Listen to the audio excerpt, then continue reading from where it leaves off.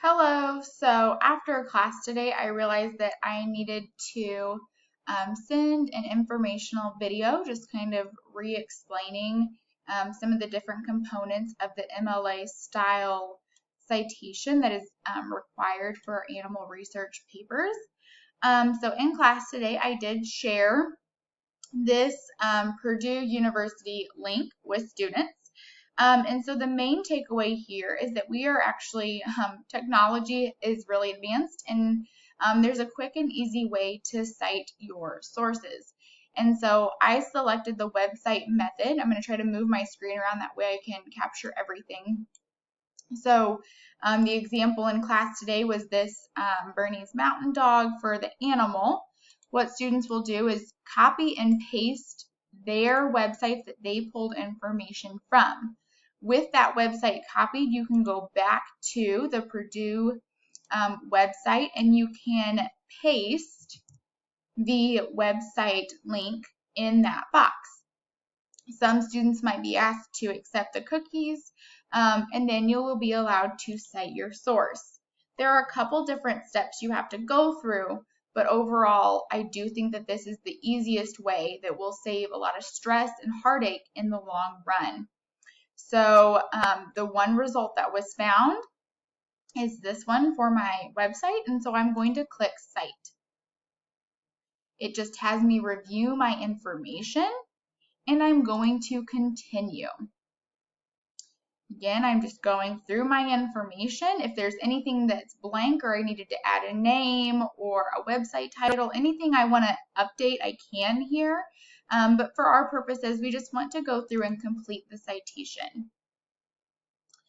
As you see, it says it's created our citation. So I can scroll down, I can click on this box, and I can copy the citation.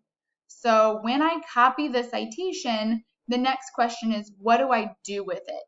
And so one of our standards for Missouri Learning is that we have a citation in our text, but also a works cited citations page.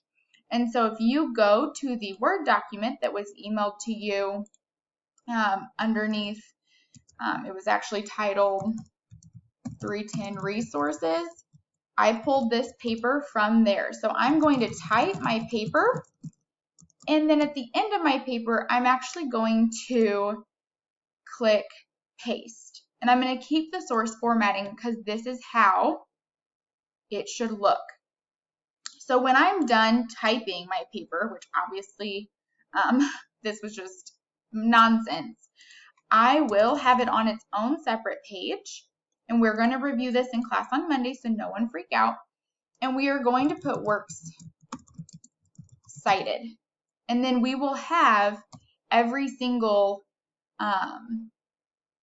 citation for where we got our information. That way we're giving credit where credit is due. I also told students in class today that if you pulled that fact from a website, you need to put in parentheses AKC. If it doesn't have an author. This one does have an author. The last name is Chris. And so I will put that in parentheses right behind where that information was found. As always, we want to make sure we are saving our documents so that our information stays. But remember that this is designed to help. This is designed to make your life less stressful. So you have been told to keep a hold of your websites or your books, and then going into the Purdue OWL website and citing that information.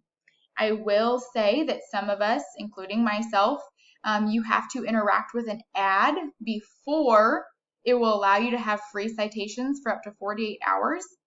And so make sure you save your citations for when you're ready to put them at the end of your paper, and interact with the ad that's on the computer. They've been car commercials so far. I don't give out an age. You say NA, not applicable, and then it will let you use this resource. So as always, if you have any questions, please let me know. I do want to just make sure that we are achieving greatness here at MOVA, especially in English class, and meeting our Missouri learning standards at exemplary rates. And so please reach out if you have any questions, and hopefully this video was very helpful. Thank you so much.